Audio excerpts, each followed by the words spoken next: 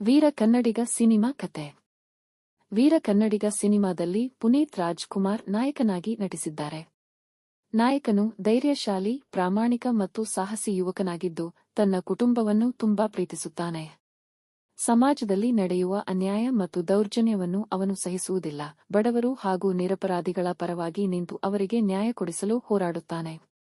ಈ ಕಾರಣದಿಂದ ಅವನಿಗೆ ಹಲವು ಶತ್ರುಗಳು ಎದುರಾಗುತ್ತಾರೆ. ದುಷ್ಟರು ನಾಯಕನನ್ನು ಸೋಲಿಸಲು ಅನೇಕ ಕುತಂತ್ರಗಳನ್ನು ರೂಪಿಸುತ್ತಾರೆ, ಆದರೆ ನಾಯಕನು ತನ್ನ ಧೈರ್ಯ ಮತ್ತು ಬುದ್ಧಿವಂತಿಕೆಯಿಂದ ಅವುಗಳನ್ನು ಎದುರಿಸುತ್ತಾನೆ. ಕಥೆಯಲ್ಲಿ ನಾಯಕನ ಪ್ರೀತಿ, ಕುಟುಂಬದ ಬಾಂಧವ್ಯ ಮತ್ತು ಸ್ನೇಹಕ್ಕೂ ಹೆಚ್ಚಿನ ಮಹತ್ವವಿದೆ. ನಾಯಕಿ ಮತ್ತು ಸ್ನೇಹಿತರು ಅವನ ಕಷ್ಟದ ಸಮಯದಲ್ಲಿ ಬೆಂಬಲ ನೀಡುತ್ತಾರೆ. ತನ್ನವರನ್ನು ರಕ್ಷಿಸಲು ನಾಯಕ ಹಲವು ಸವಾಲುಗಳನ್ನು ಎದುರಿಸುತ್ತಾನೆ.